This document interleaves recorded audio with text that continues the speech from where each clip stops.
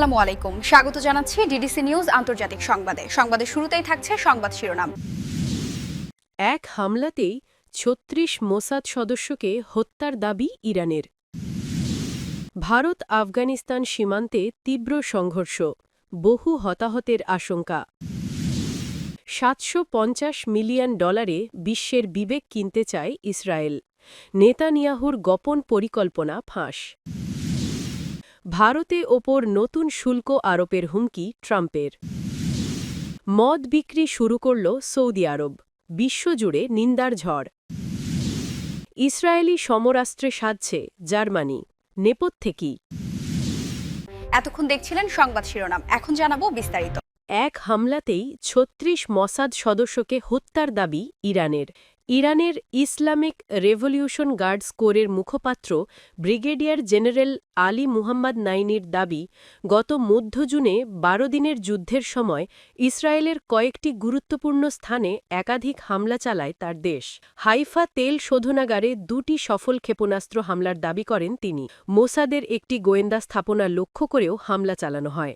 Brigadier general নাইনি জানান, Iran Israel নিয়ন্ত্রিত Haifa শহরটির বৃহত্তম তেল শোধনাগারটিতে ২ বার আঘাত হানে এবং ইসরায়েলি গোয়েন্দা সংস্থা মোসাদের একটি স্থাপনা লক্ষ্য করে চালানো হামলায় ৩৬ জন নিহত হয়। তিনি আরও উল্লেখ করেন, ইরান দুর্বল হয়ে পড়েছে ইসরায়েলের এই ধারণা ছিল সম্পূর্ণ ভুল। তার মতে, ইসরায়েল ভেবেছিল পারমাণবিক এবং ক্ষেপণাস্ত্র কেন্দ্রগুলিতে আঘাত এবং কমান্ডারদের হত্যার জবাব ইরান দিতে পারবে না। আর এই ভুল হিসেবের ভিত্তিতেই ইসরায়েল ইরানের বিরুদ্ধে যুদ্ধ শুরু করেছিল। উল্লেখ্য, ১৩ জুন ইসরায়েল বিনা প্ররোচনায় ইরানের বিরুদ্ধে যুদ্ধ শুরু করে। এতে ইরানের বহু উচ্চপদস্থ সামরিক কমান্ডার, পারমাণবিক বিজ্ঞানী এবং সাধারণ নাগরিক নিহত হন। এর এক সপ্তাহেরও বেশি সময় পরে জাতিসংঘ সনদ, আন্তর্জাতিক আইন এবং পারমাণবিক অস্ত্র প্রসার চুক্তি লঙ্ঘন করে ৩টি ইরানি পারমাণবিক কেন্দ্রে বোমা হামলা চালিয়ে এই যুদ্ধে আমেরিকা যুক্তরাষ্ট্র যোগ দেয়। তবে ২৪ জুন ইরানের টানা পাল্টা প্রতিরোধের মুখে ইসরায়েল ও যুক্তরাষ্ট্র যুদ্ধ বন্ধ করতে বাধ্য হয় বলে দাবি করেছেন নাইনি। ১২ দিনের যুদ্ধে চীন ও রাশিয়ার কাছে ইরানের সাহায্য না চাওয়ার বিষয়ে নাইনি বলেন, সামরিক চুক্তি অনুযায়ী সামরিক হস্তক্ষেপ ও যুদ্ধে জড়ানো হয়। যেহেতু চীন ও রাশিয়ার সঙ্গে আমাদের কোনো সামরিক চুক্তি ছিল না, তাই আমরা কোনো অনুরোধ করিনি। ভারত আফগানিস্তান সীমান্তে তীব্র সংঘর্ষ, বহু হতাহতের আশঙ্কা। ভারত আফগানিস্তান সীমান্তে আবারও তীব্র উত্তেজনা। গতকাল গভীর রাতে শুরু হওয়া ব্যাপক গোলাগুলিতে দুপক্ষের বহু সেনা হতাহতের খবর পাওয়া যাচ্ছে। সীমান্ত জুড়ে বিরাজ করছে চরম উদ্বেগ। গতকাল রাত ১১টা নাগাদ ভারত আফগানিস্তান সীমান্তের এক সংবেদনশীল সেক্টরে এই ভয়াবহ সংঘর্ষ শুরু হয়। স্থানীয় সূত্রে খবর, আফগান সীমান্তরক্ষী বাহিনীর জওয়ানরা বিনা প্ররোচনায় ভারতীয় সেনা চৌকি লক্ষ্য করে গুলি ছুড়তে শুরু করে। জবাবে ভারতীয় সেনাও তীব্র পাল্টা আঘাত হানে। প্রায় ৪ ঘণ্টা ধরে চলে এই গুলি বিনিময়। এই সীমান্তটি ঐতিহাসিকভাবেই অত্যন্ত সংবেদনশীল। দীর্ঘকাল ধরেই এখানে অনুপ্রবেশ ও চোরাচালানের চেষ্টা হয়ে আসছে। তবে এভাবে বড় ধরনের গোলাগুলির ঘটনা সাম্প্রতিককালে ঘটেনি। এই ঘটনা দুই দেশের মধ্যে কূটনৈতিক সম্পর্কে নতুন করে চাপ সৃষ্টি করল। সামরিক সূত্রে পাওয়া প্রাথমিক খবর অনুযায়ী সংঘর্ষে দুপক্ষেরই বেশ কিছু সেনা জওয়ানের হতাহতের খবর পাওয়া গেছে। তবে ঠিক কতজনের মৃত্যু হয়েছে বা কতজন আহত, সেই বিষয়ে এখনও স্পষ্ট কোনো সংখ্যা জানায়নি কোনো পক্ষই। ভারতীয় সেনার পক্ষ থেকে এখনও আনুষ্ঠানিক বিবৃতি আসেনি, তবে সামরিক আধিকারিকরা পরিস্থিতি খতিয়ে দেখছেন। অন্যদিকে আফগান কর্তৃপক্ষ এই সংঘর্ষের জন্য ভারতকে দায়ী করেছে এবং এটিকে সীমান্ত লঙ্ঘন বলে অভিহিত করেছে।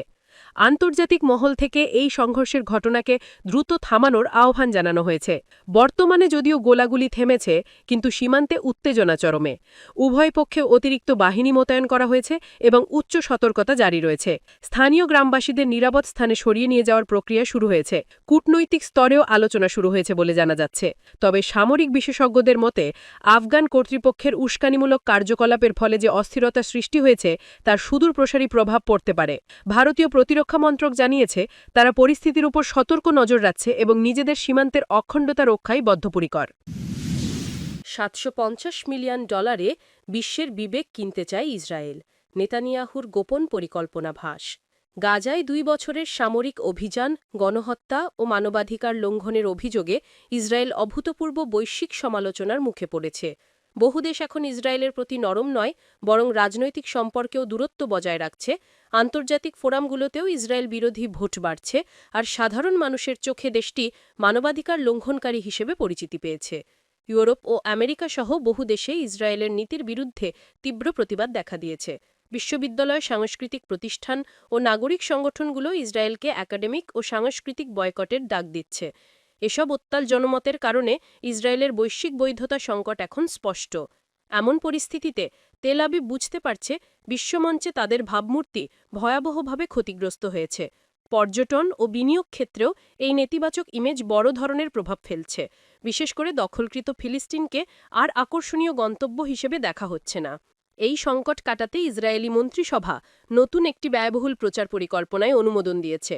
অর্থমন্ত্রী বেজালেল স্মোট্রিচ ও পররাষ্ট্রমন্ত্রী গিডিয়ন সাহারের প্রস্তাব অনুযায়ী ২০২৬ সালের বাজেট থেকে ২.৩৫ বিলিয়ন শেকেল, বাংলাদেশি মুদ্রায় প্রায় $৭৫০ মিলিয়ন, বিশ্বব্যাপী জনমত বদলে দেওয়ার ক্যাম্পেইনে খরচ করা হবে। সরকারি বিবৃতিতে বলা হয়েছে, এই অর্থ ব্যয় হবে ব্যাপক সোশ্যাল মিডিয়া প্রচারণা, আন্তর্জাতিক এনজিওর সঙ্গে কাজ এবং বিভিন্ন দেশের প্রভাবশালী ব্যক্তিদের অধিকৃত অঞ্চলে ভ্রমণের ব্যবস্থা তৈরিতে। ইউরোপ ও আমেরিকায় বিশেষভাবে প্রচার বাড়ানোর প্রস্তুতি নেওয়া হয়েছে, কারণ এসব অঞ্চলে ইসরায়েল বিরোধী বিক্ষোভ ক্রমেই তীব্র হচ্ছে। যুক্তরাষ্ট্রে ইনফ্লুয়েন্সার, ইউটিউবার ও অনলাইন কর্মীদের বড় অঙ্কের পারিশ্রমিক দিয়ে ইসরায়েলের পক্ষে বয়ান ছড়িয়ে দেওয়ার পরিকল্পনা রয়েছে। তাদের মাধ্যমে দখলকৃত ফিলিস্তিনকে আধুনিক ও আকর্ষণীয় পর্যটন স্থল হিসেবে উপস্থাপন করাই ক্যাম্পেইনের অন্যতম লক্ষ্য। একই সঙ্গে আন্তর্জাতিক সংস্থাগুলোর গাজা সংক্রান্ত মানবিক সংকটের রিপোর্টকে দুর্বল করা, প্রশ্নবিদ্ধ করা ও ইসরায়েলের বিপক্ষে পক্ষপাতদুষ্ট বলে প্রচার করাও এই পরিকল্পনার অংশ হিসেবে বিবেচিত হচ্ছে। সমালোচকরা মনে করেন, এই প্রচারণা দেখাচ্ছে ইসরায়েল তাদের রাজনৈতিক বা সামরিক আচরণ পরিবর্তন করতে আগ্রহী নয়, বরং অত্যন্ত ব্যয়বহুল জনসংযোগ কার্যক্রমের মাধ্যমে বিশ্ব জনমতের ধারণা বদলাতে চায়। তবে দখলকৃত ভূখণ্ডের ভেতরে অনেকেই মনে করেন, বিপুল অর্থ ব্যয় করেও ইসরায়েলের ক্ষতিগ্রস্ত ভাবমূর্তি পুনর্গঠন সহজ হবে না, কারণ দেশটি ইতিহাসের অন্যতম বড় বৈশ্বিক নিন্দার মুখোমুখি। ভারতের ওপর নতুন শুল্ক আরোপের হুমকি ট্রাম্পের। আবারও ভারতের ওপর শুল্ক আরোপের হুমকি দিয়েছেন মার্কিন প্রেসিডেন্ট ডোনাল্ড ট্রাম্প। তিনি বলেন, ভারত থেকে চাল ও কানাডা থেকে সার আমদানির ওপর তার প্রশাসন নতুন শুল্ক আরোপ করতে পারে, কারণ দুই দেশের সঙ্গে চলমান বাণিজ্য আলোচনায় কোনো উল্লেখযোগ্য অগ্রগতি হয়নি, বরং স্থবির হয়ে আছে। স্থানীয় সময় সোমবারের এক বৈঠকে তিনি একথা বলেন। ভারতীয় সংবাদ মাধ্যম এনডিটিভির প্রতিবেদনে বলা হয়েছে, সোমবারের বৈঠকে ট্রাম্প মার্কিন কৃষকদের জন্য কয়েকশো কোটি ডলারের কৃষি ত্রাণ প্যাকেজ ঘোষণা করেন এবং একই সঙ্গে ভারত সহ এশিয়ার দেশগুলো থেকে কৃষিপণ্য আমদানির তীব্র সমালোচনা করেন। ট্রাম্প অভিযোগ করেন, কৃষিপণ্য আমদানি যুক্তরাষ্ট্রের দেশীয় উৎপাদকদের জন্য বড় ধরনের চ্যালেঞ্জ তৈরি করছে, তাই যুক্তরাষ্ট্রের কৃষকদের রক্ষায় শুল্ককে আক্রমণাত্মকভাবে ব্যবহার করতে বদ্ধপরিকর। তার ভাষায়, প্রশাসন মার্কিন কৃষকদের জন্য 12 বিলিয়ন অর্থাৎ $1200 কোটি অর্থনৈতিক সহায়তা দেবে, আর এই অর্থায়ন আসবে বাণিজ্য অংশীদারদের কাছ থেকে যুক্তরাষ্ট্র যে শুল্ক রাজস্ব সংগ্রহ করছে সেখান থেকে। ট্রাম্প বলেন, আমরা সত্যি ট্রিলিয়ন ট্রিলিয়ন ডলারের পণ্য নিচ্ছি, যদি একটু ভেবে দেখেন। তিনি অভিযোগ করেন, বহু দেশ এমনভাবে যুক্তরাষ্ট্রের সুযোগ নিয়েছে যা আগে কখনো দেখা যায়নি। তিনি আরও দাবি করেন, উত্তরাধিকার সূত্রে পাওয়া মুদ্রাস্ফীতি ও নিম্ন পণ্যমূল্যের প্রভাবে বিপর্যস্ত খামার অর্থনীতিকে স্থিতিশীল করতেই এই সহায়তা অপরিহার্য। তার মতে, কৃষকরা অপরিহার্য জাতীয় সম্পদ ও যুক্তরাষ্ট্রের মেরুদণ্ড।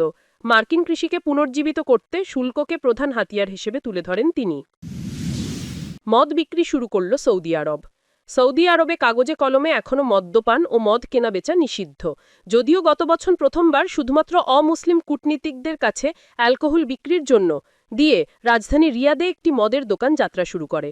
তবে সম্প্রতি দেশটির অবস্থানরত ধনী অমুসলিম বিদেশি নাগরিকদেরও মদ কেনার অনুমতি দিয়েছে সৌদি কর্তৃপক্ষ। এতে ওই মদের দোকানের বাইরে দেখা যাচ্ছে গাড়ির লম্বা লাইন। এএফপি এবং নিউ ইয়র্ক টাইমসের প্রতিবেদন অনুযায়ী অবশ্য এক্ষেত্রে কিছু শর্ত রয়েছে, যেমন ক্রেতাকে অবশ্যই অমুসলিম এবং বিদেশি নাগরিক হতে হবে এবং তার মাসিক উপার্জন হতে হবে কমপক্ষে 50,000 রিয়াল বা প্রায় $13,300। রাজধানী রিয়াদে দিকনৈতিক এলাকায় একটি লিকার শপ আছে বা মদের দোকান আছে। এটি বর্তমানে সৌদির একমাত্র সরকারি অনুমোদনপ্রাপ্ত মদের দোকান। সেখানে মদ কেনা গেলেও খাওয়ার ব্যবস্থা নেই। দোকানটি থেকে আগ্রহী ধনী বিদেশিরা মদ কেনেন। সৌদিতে অবস্থানরত বিদেশি কূটনীতিকদের জন্য 2 বছর আগে এই দোকানটি খুলেছিল সরকার। একসময় কেবল কূটনীতিকরাই সেখান থেকে মদ কিনতে পারতেন। তবে কূটনীতি নন এমন ধনী বিদেশিদের জন্য দোকানের দুয়ার উন্মুক্ত করা হয়েছে সম্প্রতি। কিন্তু এক্ষেত্রে কেবল প্রিমিয়াম ভিসাধারী বিদেশিরাই সুযোগ পাচ্ছেন। প্রায় 1 মাস ধরে সৌদিতে মদ কিনতে পারছেন প্রিমিয়াম ভিসাধারী বিদেশিরা।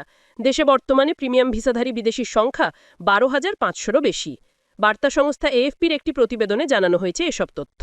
সৌদির সেই দোকান থেকে মদ কিনেছেন এমন একজন বিদেশি নাগরিক এএফপিকে বলেন, আমরা খুবই অবাক হয়েছিলাম এবং প্রথমে বিশ্বাসই করতে পারিনি যে সৌদিতে মদ বিক্রি শুরু হয়েছে। আমরা সেই দোকানে ঢুকলাম এবং প্রাথমিক চেকিংয়ের পরে মদ কিনতে পেরেছিলাম। ইসরায়েলি সমরাস্ত্রে সাজছে জার্মানি।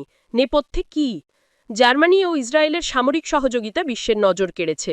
যুক্তরাষ্ট্র ও ইসরায়েলের যৌথভাবে তৈরি দূরমাত্রার ব্যালিস্টিক মিসাইল প্রতিরোধ ব্যবস্থা অ্যারো 3 প্রথমবার ইসরায়েলের বাইরে জার্মানিতেই কার্যকর করা হয়েছে।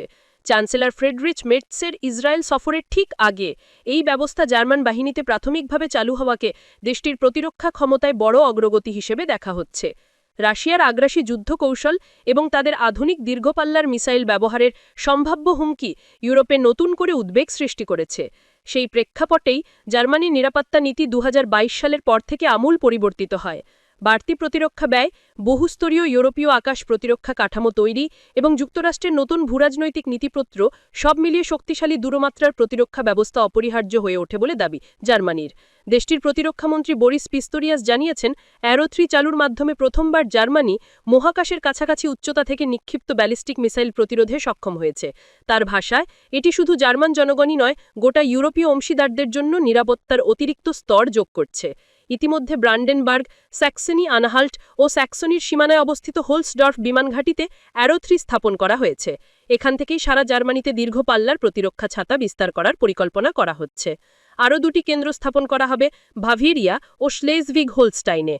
পুরো ব্যবস্থা 2030 সালের মধ্যে পূর্ণ ক্ষমতা অর্জন করবে বলে আশা করা হচ্ছে। আইরিসটি এবং প্যাট্রিয়ট সিস্টেম যেখানে স্বল্প ও মধ্যম দূরত্বে কার্যকর, সেখানে অ্যারো 3 এর পাল্লা প্রায় 2400 কিলোমিটার এবং এটি 100 কিলোমিটার উচ্চতায় পৃথিবীর বায়ুমণ্ডলের বাইরে লক্ষ্যবস্তু ধ্বংস করতে পারে। হিট-টু-কিল প্রযুক্তিতে বিস্ফোরণ নয়, বরং সরাসরি আঘাতের মাধ্যমে শত্রুপক্ষের মিসাইল ধ্বংস করা হয়, যাতে আকাশে কম ধ্বংসাবশেষ সৃষ্টি হয়। এটি জনবসতিপূর্ণ এলাকার নিরাপত্তার জন্য অত্যন্ত গুরুত্বপূর্ণ। 2023 সালে জার্মানি ও ইসরায়েল যে 3.6 বিলিয়ন ইউরোর চুক্তি স্বাক্ষর করে, সেটি ইসরায়েলের ইতিহাসে সবচেয়ে বড় অস্ত্র রপ্তানি চুক্তি। শুধু প্রযুক্তি অধিগ্রহণ নয়, দীর্ঘমেয়াদী রক্ষণাবেক্ষণ ও সহায়তাও এই চুক্তির অংশ। এর মাধ্যমে দুই দেশের মধ্যে নিরাপত্তা ও সামরিক অংশীদারিত্ব আরও জোরদার হয়েছে। একই সঙ্গে ইউরোপীয় রক্ষায় যুক্তরাষ্ট্রের উপর নির্ভরতা কমাতেও এটি একটি গুরুত্বপূর্ণ পদক্ষেপ। অ্যারো 3 এখন ইউরোপিয়ান স্কাইশিল্ড ইনিশিয়েটিভের অংশ হিসেবে শুধু জার্মানি নয়, সমগ্র ইউরোপকে আধুনিক মিসাইল হুমকি থেকে রক্ষায় গুরুত্বপূর্ণ ভূমিকা রাখবে বলে মনে করছেন জার্মান বিক্ষোভরক্ষারা।